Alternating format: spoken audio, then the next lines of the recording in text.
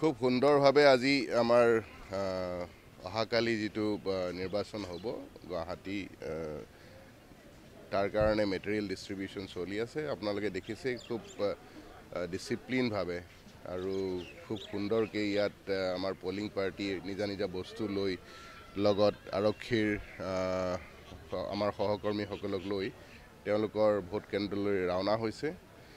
বতৰটো যদিও অকণমান গোমা কিন্তু এটা কাৰণে ভাল হৈছে যে ইমান গৰম নাই।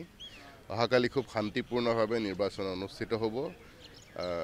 কোনো ধৰণৰ নিৰাপত্তাজনিত একো ভয় কৰিবলগীয়া নাই।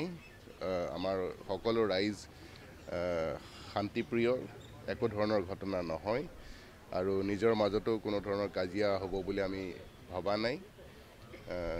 আমাৰ আৰক্ষী বিভাগৰ ফালৰ পৰা যিখিনি আমি ব্যৱস্থা ল'ব লাগে নিৰাপত্তাজনিত ব্যৱস্থা সেইখিনি আমি লৈছোঁ আৰু ৰাইজক অনুৰোধ কৰোঁ যাতে সকলো ওলাই আহি নিজৰ ভোটাধিকাৰ সাব্যস্ত কৰে।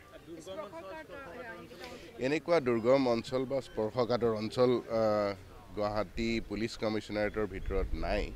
তথাপিও দুই এটা জেগা যি মেঘালয়ৰ সীমান্তত আছে তালৈ অকণমান খোজকাঢ়িব লগা হ'ব পাৰে, কিন্তু সেইখিনি ব্যৱস্থা কৰা হৈছে। আমাৰ কনচাৰ্ণ যিখিনি আমাৰ আৰক্ষী থানা আছে সেই থানাৰ পৰা লোক লগত যাব, একো চিন্তা কৰিবলগীয়া কথা নহয়।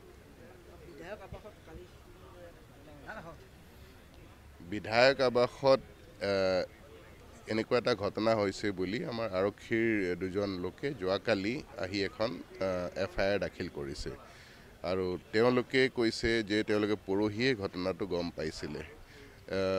কিমান সঁচা কিমান মিছা এই বস্তুটো আমি ভেৰিফাই কৰি আছোঁ, তদন্ত কৰি আছোঁ আৰু যদিহে সঁচাকৈ তেনেকুৱা এটা ঘটনা ঘটিছে তেতিয়াহ'লে কোনে সংঘটিত কৰিছে সেইটো আমি উলিয়াবলৈ সক্ষম হ'ম বুলি ভাবিছোঁ। কিন্তু এতিয়াও আমি সম্পূৰ্ণভাৱে বস্তুটো বিশ্বাসত ল'ব পৰা নাই।